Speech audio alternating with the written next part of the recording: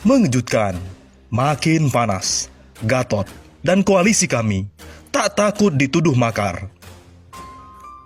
Jokowi dan pendukungnya mulai takut diturunkan. Penggiat media sosial Denny Siregar menyindir pembentukan koalisi aksi menyelamatkan Indonesia kami yang dimotori mantan Ketua PP Muhammadiyah Din Samsudin dan dikawal oleh Jenderal Gatot Nurmantio. Menurut Denny, koalisi kami yang dibangun merupakan koalisi sakit hati. Mereka membentuk koalisi karena kelamaan menunggu pemilihan presiden Pilpres 2024. Ada koalisi dengan bunyi Koalisi Menyelamatkan Indonesia. Harusnya yang tepat judulnya Koalisi Sakit Hati. Kelamaan nunggu Pilpres tahun 2024. Cetus Denny. Tak puas sampai di situ, politikus PDI Perjuangan Ruhut Sitompul mengomentari deklarasi koalisi aksi menyelamatkan Indonesia kami yang dihadiri banyak tokoh di Jakarta Minggu 2 Agustus. Deklarasi nih pakai embel-embel menyelamatkan bangsa. Aku jadi tertawa termehek-mehek. Orang-orangnya mereka lagi. Sindir Ruhut lewat akun Twitternya Senin 3 Agustus.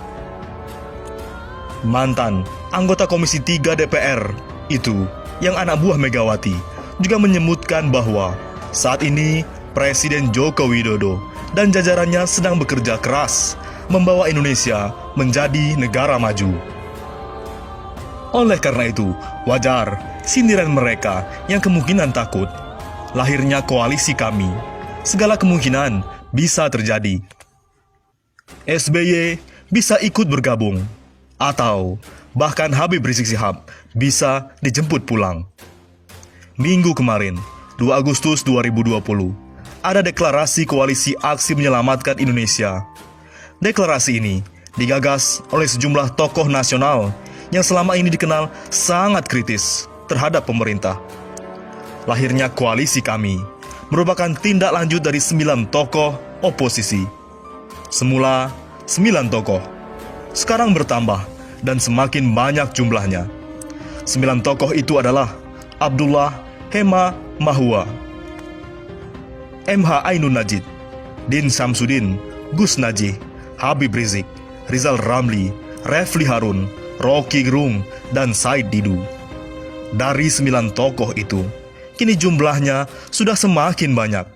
Ada dari militer seperti Gatot Nurmantio, ada juga Rahmawati Soekarno Putri, ada ekonom Ihsanuddin Nursi, ada aktivis seperti Syahganda Nainggolan, Ahmad Yani, Habib Muhsin, Habib Smith Al-Hadar,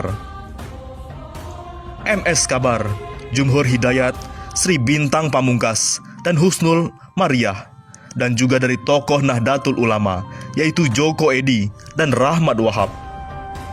Berdirinya Koalisi Aksi Menyelamatkan Indonesia menimbulkan sejumlah pertanyaan. Apakah Indonesia kondisi tidak selamat? Lalu, mau menyelamatkan Indonesia dengan cara apa?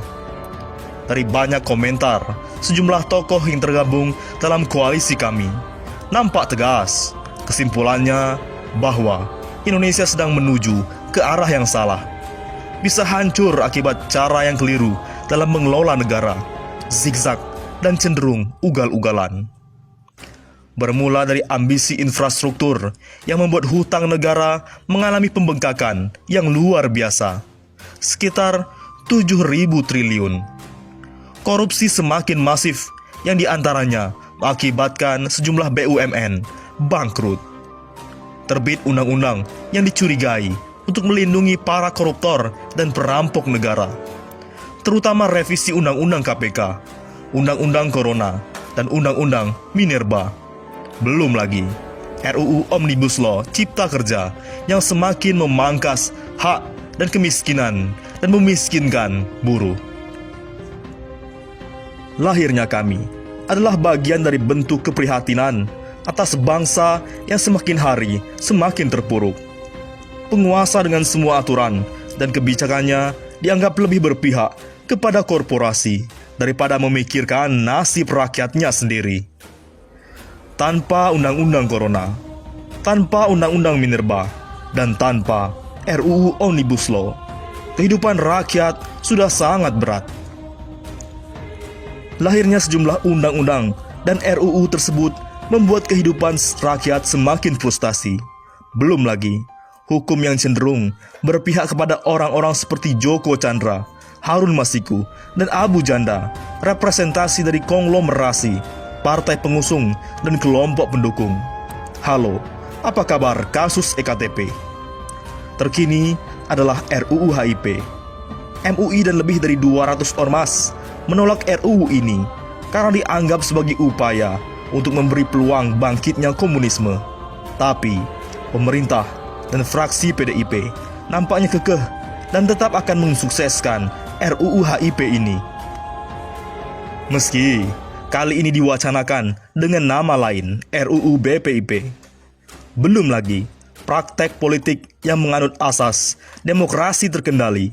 Semua dikontrol, baik melalui undang-undang maupun aparat. Dari semua keprihatinan ini, lahirlah koalisi kami. Dari segi nama, gerakan ini fokus untuk menyelamatkan bangsa. Bagaimana cara menyelamatkannya? Apakah menasihati dan mengkritik pemerintah? Sudah, bahkan setiap hari, dengan demo. Seringkali, apakah berpengaruh? Ternyata tidak. Lalu bagaimana? Apakah mau ganti presiden dengan memintanya mundur? Pasti presiden tidak bakal mau. Bisa-bisa akan dianggap makar. Tapi setidaknya, berkumpulnya para tokoh nasional dari berbagai unsur bangsa ini akan menjadikan perhatian tersendiri bagi rakyat Indonesia saat ini.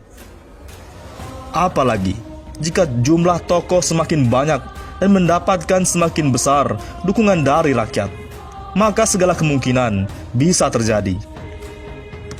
Oleh karena itu, pendukung Jokowi mulai ketakutan. Karena sudah banyak yang terbongkar, Rocky Gerung pun membongkar skenario dan settingan intelijen. Foto Habib Rizik dibakar, itu settingan intelijen, pengalihan isu Gibran maju pilkada. Masuknya Rocky Gerung ke koalisi kami membuat pendukung Jokowi ketakutan. Pengamat politik Rocky Gerung angkat bicara terkait aksi pembakaran foto imam besar Front Pembela Islam Habib Rizik Syihab. Menurut Rocky, peristiwa pembakaran foto Habib Rizik Syihab itu merupakan bagian dari operasi intelijen. Namun, operasi tersebut dibilang dungu oleh Rocky. Mengapa demikian? Sebab aksi pembakaran tersebut tidak dipersiapkan secara matang. Rocky menilai hal tersebut merupakan settingan intelijen. Aksi pembakaran poster Habib Rizik Syihab adalah sebuah settingan intelijen yang gagal dan tidak kontekstual dengan kondisi real yang terjadi saat ini, kata Rocky dalam sebuah wawancara pada Sabtu, 1 Agustus. Rocky menjelaskan, salah satu kesalahan yang sangat tampak adalah pasca pembakaran foto Habib Rizik, terjadi penyerangan terhadap kantor PDIP di Bogor, Jawa Barat. Secara tidak langsung, kata Rocky, ada indikasi kalau Ketua Umum PDIP, Megawati Soekarno Putri, menjadi orang yang tertuduh dalam rencana aksi tersebut. Jadi begitulah akhirnya. Akhirnya yang kena getahnya Ibu Mega, karena dituduh, dianggap ikut terlibat, sehingga vilanya harus diamankan polisi. Bodohnya begitu kan, ujarnya. Menurut Rocky, intelijen yang melakukan aksi demikian tidak melihat hasil dari peristiwa tersebut, sehingga ini menjadi sebuah kesalahan. Intel yang bodoh itu nggak melihat result. Peristiwa itu apa? Dan saya anggap begitu. Karena out of the blue, tiba-tiba ada demo tentang khilafah. Yang ngapain ini? Ujar Rocky. Padahal fokus orang itu bukan pada Habib Rizik. Menurut mantan dosen Universitas Indonesia ini, insiden pembakaran foto Habib Rizik Syihab disebut sebagai bentuk pengalihan isu. Ya, itu pencalonan putra sulung Presiden Jokowi Gibran Rakabuming sebagai calon wali kota Solo pada Pilkada 2020, kata Rocky Gerung. Bagaimana menurut pendapat Anda?